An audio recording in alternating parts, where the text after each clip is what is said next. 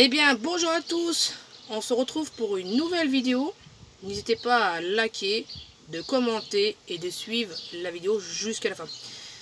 Le sujet de la vidéo, ça sera sur l'abandon agricole. Vous avez entendu sur un soir, sur une chaîne de médias, je ne vous dirai pas le nom, mais beaucoup de gens, vous allez reconnaître laquelle chaîne qui a dit ça. Que faut diminuer l'élevage, soi-disant ça pollue. D'accord. Ça fait des années que ça existe, mais on va dire que ça pollue. Bon.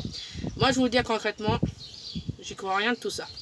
Par contre, ce qui est là-haut, ce qui est exporté, là par contre, on n'en parle pas. Alors moi, je ne suis pas ingénieur, etc. Mais je tiens à le dire que tout qui est exporté, la viande, tout ce que vous pouvez trouver dans l'étalage, c'est encore plus polluant. On ne le dit pas. Par exemple, les vêtements qui sont made in China, d'autres choses, la viande qui vient d'Australie, etc. Vous croyez que ça pollue pas quand même? C'est même pire. Vous savez que je vais dire une petite chose qui est très importante et que beaucoup de choses ont été oubliées. Vous vous rappelez que, soi-disant, le Covid, quand il y a eu le premier confinement, d'accord, vous vous en rappelez bien, qu'il y a des gens qui étaient confinés, qui travaillaient, nous, les agriculteurs.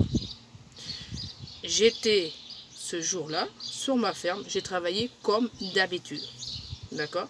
Je circulais sur la route, sauf qu'on pouvait bien circuler. Ça, je ne vous en cache pas. Mais je travaillais comme tout comme. D'accord? Il n'y avait pas de changement au niveau de mes habitudes, etc. Par contre, je tiens à le dire qu'ils ont bien dit dans les médias, dans tous les médias, que la couche d'eau jaune, c'est légèrement réparée. Comment vous trouvez que l'agriculture pollue? Que lorsqu'on a travaillé le jour du confinement, pareil, les éleveurs ont fait leur travail, nous on a fait notre travail, etc. Alors je tiens à défendre un petit peu l'élevage, parce que j'étais moi-même dans l'élevage. D'accord, on a eu des vaches à lait. Donc je tiens à cœur de défendre au jour d'aujourd'hui les éleveurs qui sont pointés du doigt. D'accord, franchement, il faut arrêter de pointer du doigt qui que ce soit. D'accord.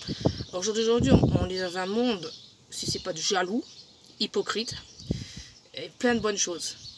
Il faut se dire que l'agriculture, que ce soit le vigneron, le céréalier, l'éleveur, le marin-pêcheur, le maraîcher, et puis d'autres branches qu'il y a, que je ne pense pas forcément, mais qu'on a besoin. Vous croyez ce que vous avez dans vos assiettes, ça tombe tout seul? Vous croyez que le pain, il est fait avec une autre matière?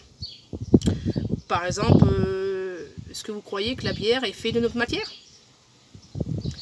Vous savez que l'agriculture fait tourner énormément de choses derrière. Les cuisiniers, les brassicoles,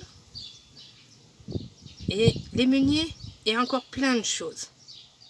Vous croyez, honnêtement, ce baratin que vous êtes en train de faire couler peu à petit feu le monde agricole?